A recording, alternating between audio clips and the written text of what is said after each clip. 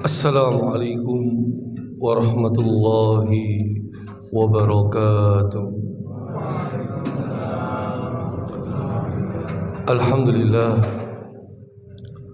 alhamdulillahilladzi anzala as-sakinah fi qulubil mu'minin liyazdadu imanan ma'a imanihim. Asyhadu an la ilaha illallah wahdahu la syarika lah wa asyhadu anna Muhammadan abduhu wa rasuluh. Allahumma salli wa sallim wa barik ala nabiyyina Muhammadin wa ala alihi wa sahbihi wa man tabi'ahum bi ihsanin ila yaumiddin wa ba'd. Jamaah rahimani wa rahimakumullah. Ada 4 macam kondisi yang Allah Subhanahu wa taala firmankan maupun yang Nabi-Nya sallallahu alaihi wasallam sabdakan, yang mana keempat kondisi ini kita jangan sampai mengalaminya. Ketika Allah dan Rasul-Nya menyampaikan kepada kita, ini sekaligus sebagai bentuk peringatan, tapi di sisi lain ini adalah bentuk kasih sayang Allah kepada kita semua. Diberitahukan saat ini supaya kita bisa berjaga-jaga, jangan sampai mengalami 4 kondisi yang dimaksud. Yang pertama, kondisi pertama difirmankan oleh Allah dalam surah Al-Mu'minun, nomor surat 23 ayat 99 dan 100. Allah Subhanahu wa taala nyatakan, a'udzu billahi minasyaitonir rajim. Hatta idza jaa ahadahumul maut qala rabbirji'un. Bagaimana keadaannya orang-orang nanti jikalau kematian mendatangi salah seorang di antara mereka, kemudian dia berkata, Rabbirji'un, wahai Rabbku, tunda kematianku. Wahai Rabbku, jangan dicabut nyawaku saat ini. Wahai Rabbku, beri aku kesempatan untuk hidup lagi. Maka muncul pertanyaan, kenapa orang yang mau dicabut nyawanya, mereka minta dispensasi waktu, tambahan usia? Apakah ada cita-cita dan impian yang belum dia capai? Atau ada yang harta benda yang belum dia miliki? Atau ada tempat wisata yang belum dia kunjungi? Ayat berikutnya menjadi jawaban. La'alli a'malu sholihan fima tara. Kalau aku diberi kesempatan hidup lagi ya Allah, maka aku akan melakukan amalan soleh yang dulu telah aku tinggalkan, yang dulu telah aku lalaikan, yang dulu telah aku abaikan, telah aku remehkan. Kalla, kata Allah, sekali-kali tidak. Innaha kalimatun huwa qailuha. Apa yang dia pinta, yang dia inginkan, yang dia ucapkan, itu tidak akan terjadi. Semua sudah terlambat. Bahkan Allah menutup ayat ini, wa min waraihim barzakhun ila yaumi yub'atsun. Dan di belakang mereka, di hadapan mereka, ada yang namanya alam barzakh, sampai nanti mereka akan dibangkitkan lagi. Ma'asyiral muslimin, inilah kondisi pertama. Orang-orang yang mau dicabut nyawanya, mereka minta tambahan usia, Bukan untuk jalan-jalan, main-main, makan-makan, senang-senang, bukan. Tapi satu alasan mereka, satu tujuan mereka, hanya untuk melakukan amalan soleh. Yang kedua, suatu ketika Nabi yang mulia Sallallahu Alaihi Wasallam bersama para sahabat berjalan mengitari pekarangan Madinah. Kemudian Nabi yang mulia Sallallahu Alaihi Wasallam menemukan beberapa buah batu nisan. Langsung saja beliau Sallallahu Alaihi Wasallam bertanya kepada para sahabatnya, "Man sahibu hadal qabr?" Ini kuburannya siapa? Faqalu, para sahabat menjawab, "Fulan." Kuburannya fulan. Yang mana fulan ini hidup jauh dari ketaatan kepada Allah Subhanahu wa ta'ala. Maka langsung Nabi yang mulia Sallallahu Alaihi Wasallam memberikan peringatan kepada para sahabat saat itu.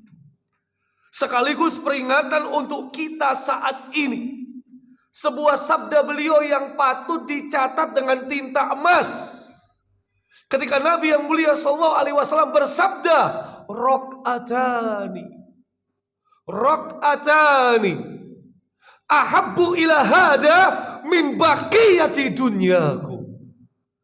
2 rakaat sholat, 2 rakaat sholat lebih diinginkan, lebih disukai, lebih dicintai oleh penghuni kuburan ini dibandingkan seluruh kehidupan duniawi para sahabat. Maksudnya adalah, kalau para penghuni kuburan hari ini mereka bisa bangkit lagi dari kuburnya, maka hal pertama dan yang paling utama yang akan mereka lakukan adalah mereka lebih memilih sholat 2 rakaat atau melakukan amalan soleh dibandingkan semua harta benda yang kita punya hari ini. Penghuni kuburan lebih memilih sholat 2 rakaat atau melakukan amalan soleh. Inilah kondisi yang kedua. Kondisi yang ketiga, Allah Subhanahu wa ta'ala ceritakan mereka-mereka yang sudah berada di pengadilan akhirat. Mereka sudah dikumpulkan, dibangkitkan di padang mahsyar. Mereka sedang menjalani pengadilan seadil-adilnya. Allah ceritakan dalam surah As-Sajdah ayat yang ke-12. Allah nyatakan, walau taro idil mujrimuna nakisu ru'usihim inda rabbihim. Dan jikalau kalian melihat orang-orang yang berdosa itu, mereka menundukkan kepala mereka, mereka rukuk sujud tersungkur di hadapan Rabb mereka. Mereka hina, dihinakan, mereka terhina saat itu. Hari ini para pendosa bangga dengan dosanya. Hari ini para pendosa tidak malu dengan dosanya. Hari ini para pendosa tidak merasa aib dosanya. Bahkan hari ini para pendosa memviralkan, memamerkan dosanya. Tapi saat itu para pendosa, mereka tersungkur di hadapan Allah Subhanahu wa ta'ala. Mereka hina dan dihinakan. Sambil kemudian mereka berdoa kepada Allah. Rabbana, wahai Rabb kami, absorna, kami telah melihat, wasami'na, kami telah mendengar, farji'na, keluarkan kami dari sini ya Allah. Beri kami kesempatan hidup lagi ya Allah. Kembalikan kami ke dunia ya Allah. Ada apa para jemaah? Kenapa orang-orang yang sudah menjalani pengadilan akhirat, mereka ingin kembali ke dunia, hidup lagi bersama kita? Apakah ada cita-cita dan impian yang belum mereka capai? Harta benda yang belum mereka miliki, tempat wisata yang belum mereka kunjungi.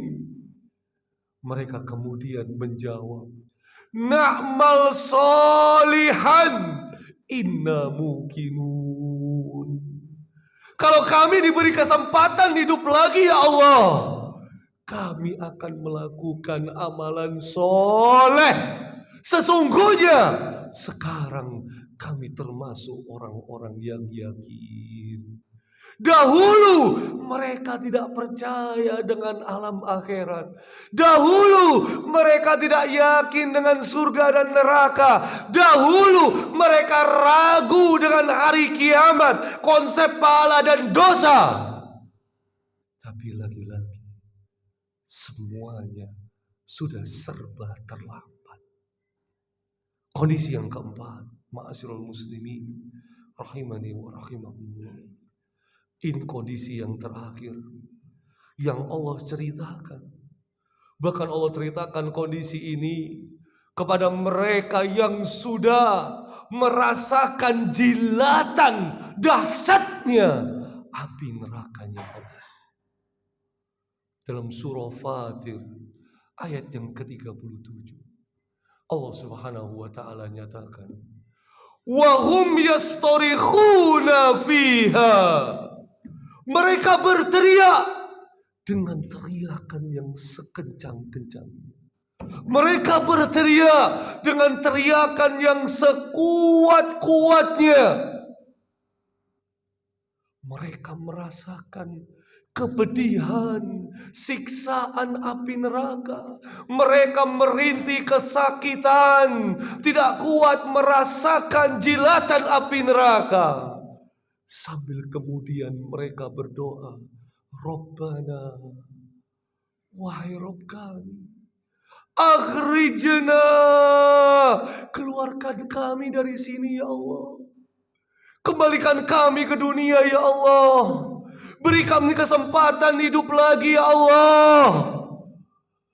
Lagi-lagi kita bertanya, kenapa para pendosa sudah merasakan api neraka, mereka ingin kembali ke dunia? Belum puas mereka berbuat dosa, belum puas mereka melanggar aturan Allah, belum puas mereka kemudian hidup semaunya. Ternyata mereka menjawab, na'mal solihan ghairal ladzi kunna na'mal. Kalau kami diberi kesempatan bisa kembali ke dunia, bisa hidup lagi, bisa kemudian menjalani waktu-waktu ketika kami dahulu hidup, maka kami akan melakukan amalan soleh yang berbeda dengan yang dahulu kami lakukan, yang berbeda dengan yang dahulu kami lalaikan, yang berbeda dengan yang dahulu kami remehkan.